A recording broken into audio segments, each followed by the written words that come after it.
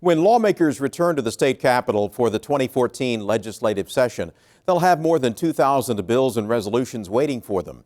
Those include measures to reduce the state's income tax, restructure state employee salaries, and impose term limits on Oklahoma Supreme Court justices.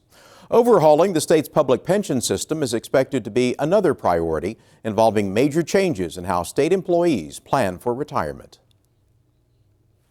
State Representative Randy McDaniel chairs the House Pension Oversight Committee.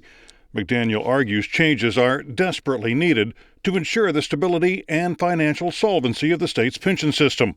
We have to look at what are we going to do going forward? What policies do we need to enact to ensure that we have a sustainable retirement system, not only for today, but for the many generations to come? McDaniel says Oklahoma's 7 pension systems have a combined unfunded liability of more than $11 billion, which threatens the state's financial security. Senate Pensions Committee Chair Rick Brinkley agrees. That unfunded pension liability affects our state's credit rating. And the bond rating agencies have told us that the one thing that is keeping us from a AAA rating is this unfunded pension liability, and we need to address it. Lawmakers have filed dozens of bills for the upcoming session addressing the state's pension systems.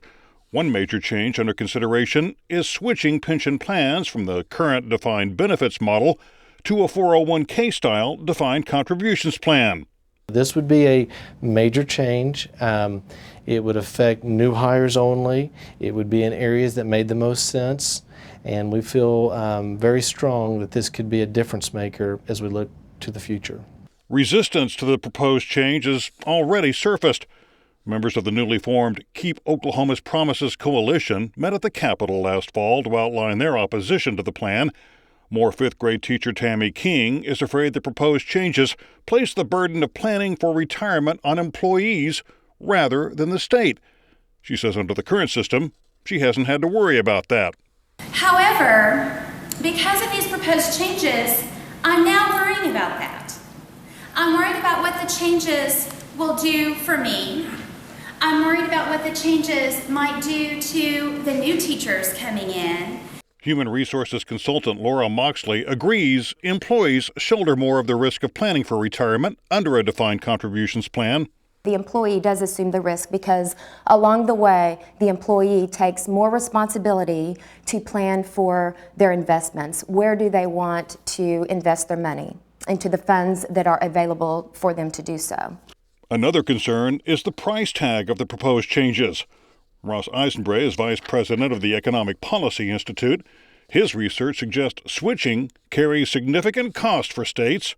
And the 3 states that actually did it and have a track record, Michigan, Alaska, and West Virginia, had bad experiences. They proved to be more expensive, and West Virginia actually switched back to a defined benefit plan. In his report, Oklahoma Pension Plans, a House Finally in Order, Eisenbray points to data which shows defined contribution plans cost 57 to 83% more in employee and taxpayer contributions to deliver the same level of retirement security. The report claims a switch to a defined contribution plan would also lead to big increases in the unfunded liabilities of Oklahoma's current pension plans because it would lower investment returns on the assets of the current pensions. That's in line with similar warnings delivered to a legislative panel by State Auditor and Inspector Gary Jones. Unless you put money into the system or correct the benefits you're promising versus the amount of money you're paying out to get those, if you don't correct that, at some point in time you're going to run out of money. So then we go from underfunded to unfunded. Brinkley isn't convinced the switch would have such dire consequences, noting the private sector has already largely moved away from the defined benefits model.